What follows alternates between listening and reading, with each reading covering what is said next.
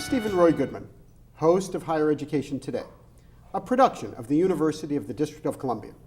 Welcome back to the education program that connects you to contemporary issues, people, and institutions involved in the world of higher education. Today, we'll be talking about the U.S. News College Rankings. Robert Morris is Director of Data Research for U.S. News & World Report.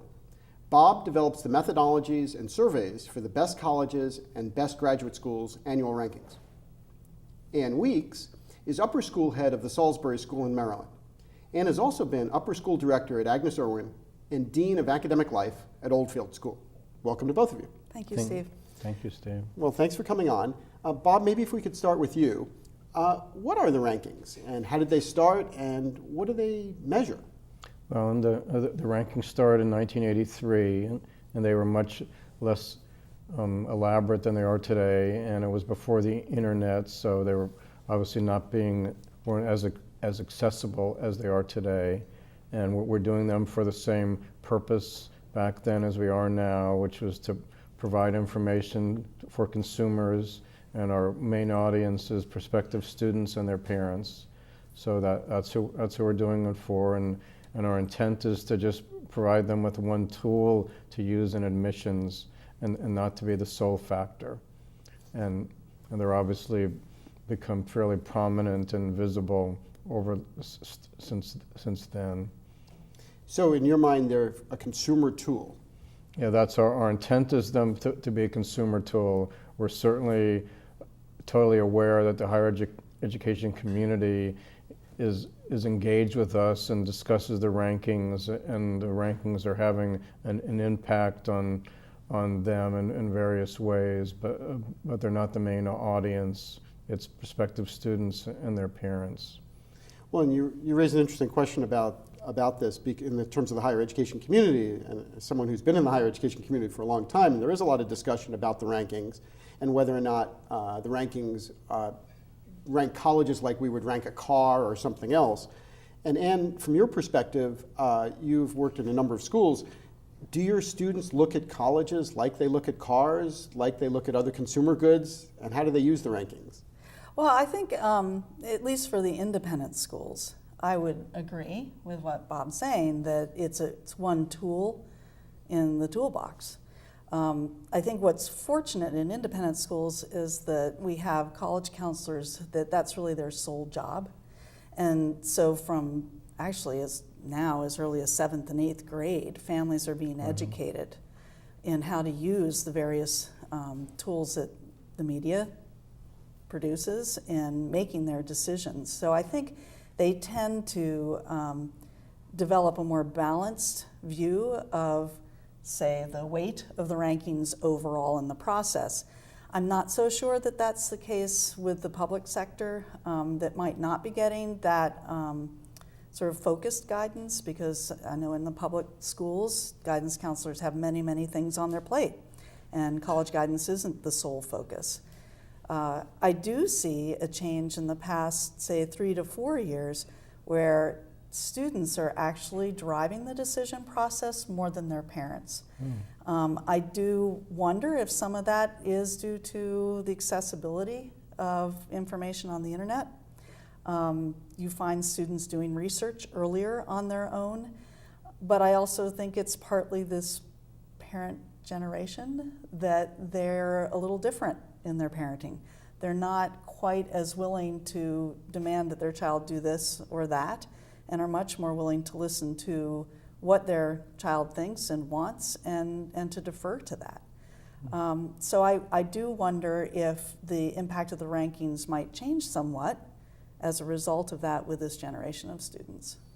Well, Bob, do you see that? And you've been around the block once or twice in terms of generations, in terms of being involved in the rankings. So do you see the shift in terms of what Ann is talking about? Well, I'm not as close to the individual students as Ann is, but I definitely agree on one of her points that there's a big difference between at public schools, and I would say that arguably what U.S. News has done is filled an information void, that more and more parents at public schools have had to do it themselves because of these loads. Our country has cut high school counseling at public schools. It's a number of counselors, or they've kept the counselors the same, and enrollment meant that their per student load has gone up, and they've taken on other jobs, so they just can't spend as much time for each student. So parents have had to try to do it themselves, or the students. So they're not getting old-fashioned counseling like you get at independent schools. I think students are used to using the internet and be getting more sophisticated and figuring things out themselves, and so I think they're probably more involved than they used to be. Well, in terms of what they're involved with, when a student reads U.S. News and World Report rankings, what do you want them to look at? Do you want them to look at the quality of the academic program? Do you want them to look at the academic resources or the financial resources of the institution? Do you want them to get a sense of what their future job prospects are going to be? Well, I mean, that's a very good question. I mean, I think there's a lot of different levels of it. I think there's definitely some students and parents who are just looking at the overall rank and are thinking, I want to go to schools, and these are good schools. We're hoping they're going to be more sophisticated than that, and they're going to use the data and that's linked in with the rankings as a way of guiding them into their decision. If they think admissions is important, they can use the data to see how they fall into a specific school, if the graduation or retention rate, so they can use the data to help them focus on what's important to them. I think one thing our rankings do, even though it's typically not talked about, is because we do all these different kinds of rankings, that we're not just focused on the elite schools, even though the elite schools got a lot of attention. I think we've raised the awareness and visibility of regional universities and regional colleges where the top students don't go, but are good choices for average students who don't have the credentials to get into top schools. So I think there's lots there to look at. In fact, probably the information on our website is probably overwhelming to a typical student and parents. So that in and of itself is we just let people go at it. Well, let's try to simplify this a little bit, Right. if we could. What would happen if I was an average high school student and I was interested in studying economics, and I want to get some information? And let's say I go to your school, Ann, you would counsel me, and how would you advise me, one, and then Bob, what would you like me to look at on the U.S. News website in terms of getting information about that economics department? Well, I think in the independent schools, it's an interesting question to answer, because advising just for a school with economics is probably not what you would do. Mm-hmm. You would begin with what the student's personality type is, their learning profile. You would talk with them about their interests outside of academics, and you would really look for a community that would be a good fit for them. And then, obviously, pay attention to what it is they might want to major in. And of course, in the back of our minds, we always realize that a student who is in 11th grade says that they want to study economics, but it's probably more than likely that that isn't what they'll end up majoring in. So you have to keep that in mind as well, and really develop a profile that would suggest, for instance, I might get a sense that they enjoy history, or maybe they're also a musician, and try to find a school that would allow some flexibility in what they would eventually do. So to actually look specifically for economics would probably not be the main focus. The one thing I would say, though, with teenagers now, what I find is that they're actually discovering information about schools in ways we never would have thought of. For instance, through Facebook. You know, they will explore photos of what students are doing at different schools. And an example I might give is I had a young lady years ago who was trying to decide between a college outside of Boston and one in Atlanta. And ultimately, she made her decision based on the photos she saw posted on a social network in terms of what those students were doing in their free time. And she actually ended up choosing the school in Atlanta because those students were engaged in the community, Whereas the school in Boston, they were all in rooms partying. And she knew that the Atlanta school fit what she was looking for beyond academics, that it was a better fit for her. And who would have thought that they would be that sophisticated? I had a student who actually found a blog that a student was keeping at College of Worcester about his biology major. And she read his blog, and that's what caused her to choose College of Worcester, because she was so interested in the connections he had with his professor and the research that he was able to do. So some of the deciding factors are coming from information sources that we're not producing. Right. Fair point. Yeah. Well, in terms of what U.S. News can offer, I think U.S. News doesn't really have evaluative information on majors. We do have rankings on undergraduate business and undergraduate engineering, which are two of the biggest majors, or among the two biggest. So we do have evaluative information in terms of specific. In terms of economics, we could really only offer that you could search by major on our site, and then you could link that into a ranking. If you had the credentials to get into a top school, then you could see which of the top schools has economics, which almost all of them do. And if you're really sophisticated, you could use our graduate school rankings, and you could see which of the top ranked PhD programs in economics, and it's probably a fair assumption to say those, even though it's delivered differently, the top ranked, the schools that have a top ranked graduate program are likely to have, there's some overlap in the faculty, are likely to have a pretty rigorous and broad-based economics department. So there are ways to sort of use our graduate rankings to inform your undergraduate decision, but that's how you could use the data on our site. Interesting. Well, Anne, if we can get to the point that you just raised a second ago about a student who changes his or her mind.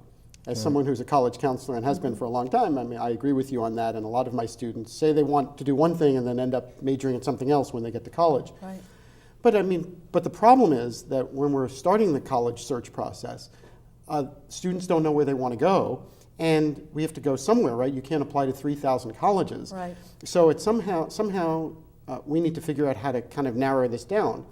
So how do you think a family ought to be using, and a student ought to be using the rankings? Because this is really about the U.S. News rankings, and a lot of people like the rankings, a lot of people don't like the rankings. But how do you want your students to look at it? Do you want a student to say, well, I know I may change my major, but this school is in the top 10. Or this school isn't in the top 10, but it has a good social life vis-a-vis XYZ, or we can be involved in the community in some way. How do you want students to use the ranking? Well, I think it's important for them to read the rankings, and I think it helps them narrow down schools that they're interested in. But again, I would say that I'd want to balance it. So for instance, I might say to them, well, let's say they want to look in the Midwest as an example. And going back to what Bob said earlier, not always knowing those regional schools, especially if you're from the East Coast.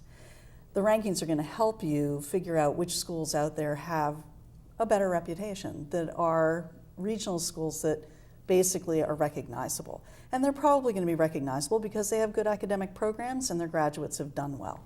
So it's a stepping off point. I would then say, go to the Yale Insider's Guide.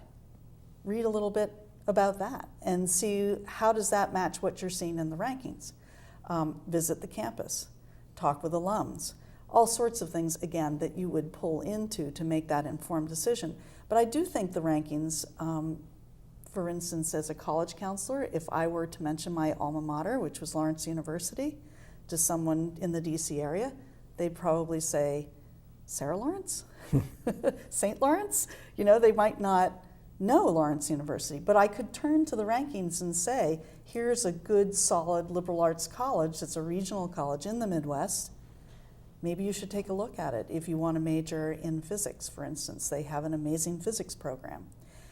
It might be a way to get a family to look at a school that they normally would not have heard of and would be reticent to even think about.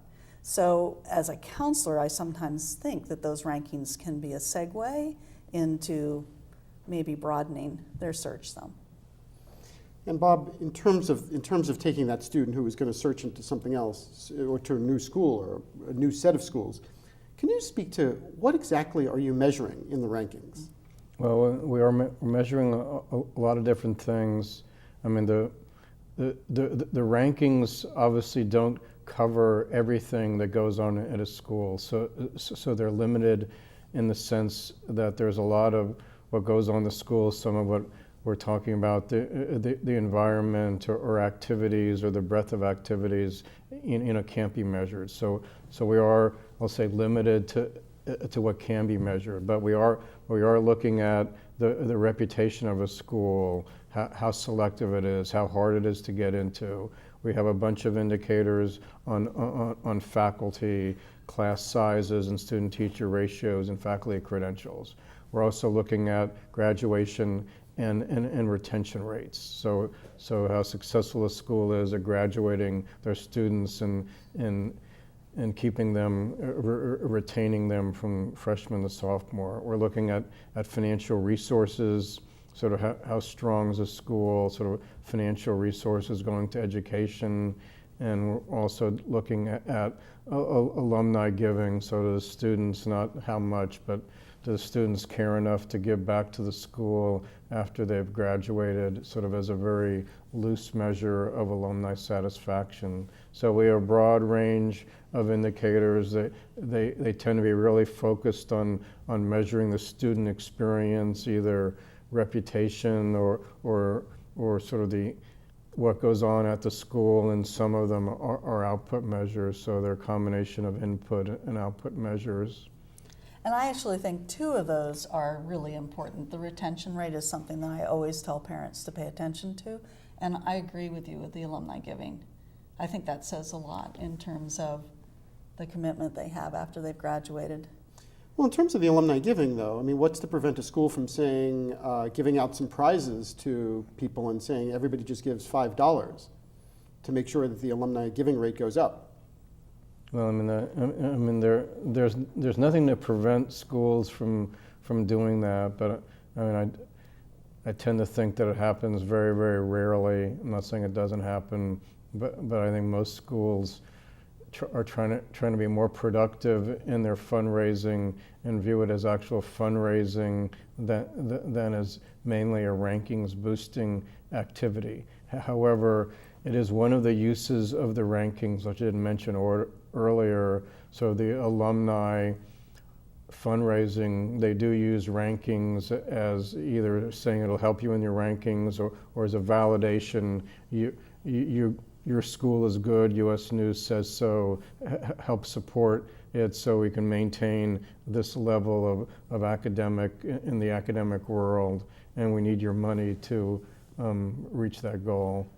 And I may be overestimating the sophistication of alums, but I would think that most alums understand that no matter what their level of giving is, whether it be $5 or $5,000, that the higher the percentage of giving at a school, the better their chances of winning grants and awards. And so even if you're giving $5, you know that you're investing in the future of the school in terms of the academic program. So, and as I said, maybe I'm overestimating people's knowledge of that, but I'm not so sure that just giving $5 a year is necessarily a throwaway, that it actually can be an investment. I think that's a fair point. But I was trying to get to the issue of how do we know that the input that you're getting from the schools is accurate? And that was interesting to me. No, I mean, it's obviously a big question, and it's an important question. I mean, I think broadly speaking, the schools are honest, and they care about the data integrity because the image of the school, and in most cases, a lot of the data US News is asking for, not all of it, but a meaningful proportion of it is reported to other external sources. So it's not that a school is just lying to US News or falsifying data to US News.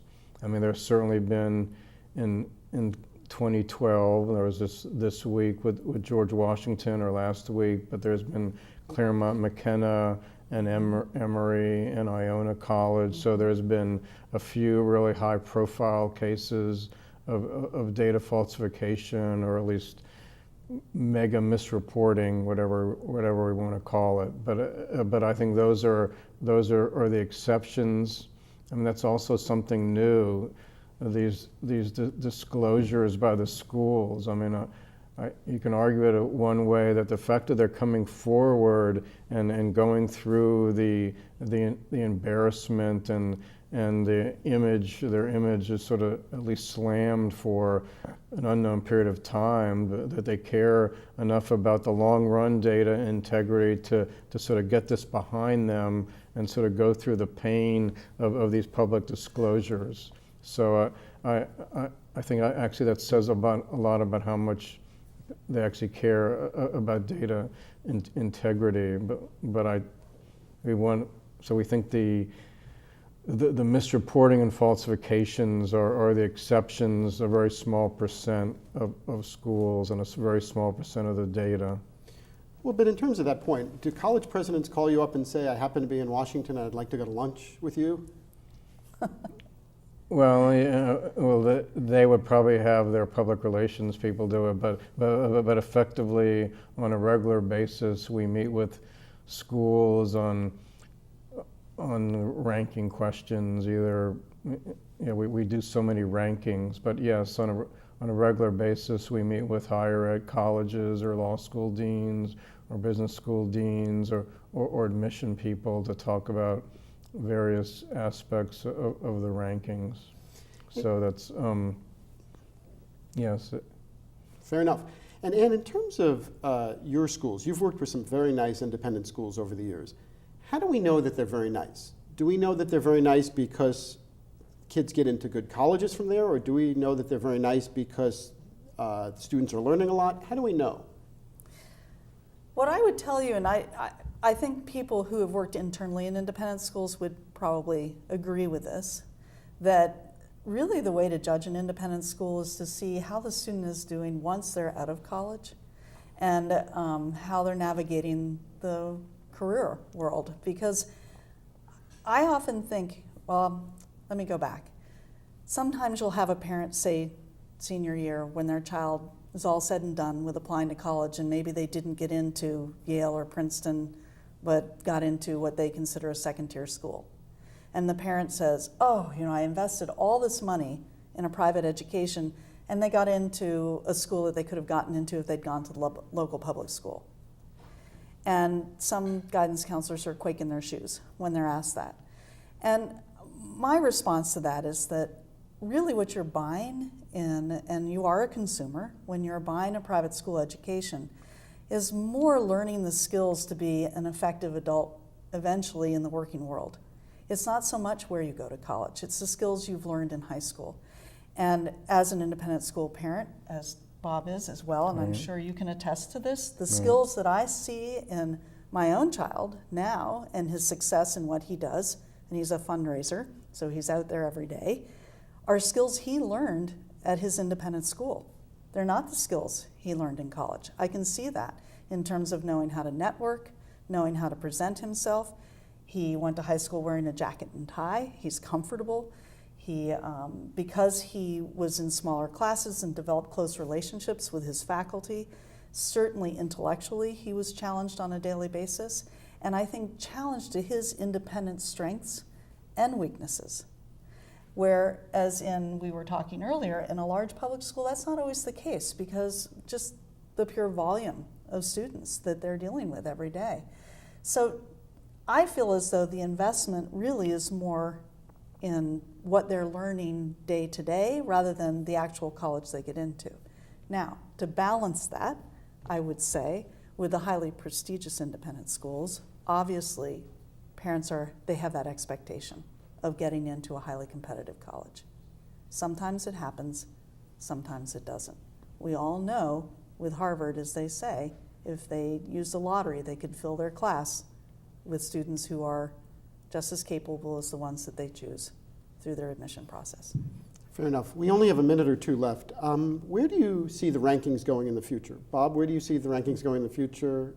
Hopefully we'll have time for 2 comments, but if not, Anne, where would you like the rankings to go? Okay, well, I think the rankings are here to stay. They're not going away. The internet has become, the access of information has spread them globally. I think that's proof by the U.S. News rankings have become the main source of information in East Asia. Chinese are sending large numbers of students to the U.S. So I think we're going to keep doing them, maybe broaden them out into other areas, and make them more sophisticated and use the interactivity tools on the internet so people can use the data in different ways than they do now. I think they're here to stay. I think they're a valuable tool. We could do a whole nother show on what Bob just talked about and how the international families use them. They don't use them balanced with other information, and that's something we as private schools, as we admit international students, are going to have to work on with those families. Well, fair enough. Thank you both for coming on the show today. As you both know, rankings are very important to students who are applying to colleges and universities, both from the private sector and the public sector. I think we're going to be, as someone who's a college advisor, I'm going to be relying on rankings for many years to come. So thank you both for taking the time to come today. Thanks, Steve. Thank you. If you would like additional information about Robert Morse or Ann Weeks, please visit usnews.com/rankings or thesalisburyschool.org. If you have comments or suggestions about higher education today, please send an email to our viewer mailbox at highereducationtoday@topcolleges.com. Thank you for watching. We will continue to bring you quality discussions about important matters in today's college and university world. Please join me again for another edition of Higher Education Today. I'm Stephen Roy Goodman, and you've been watching Higher Education Today.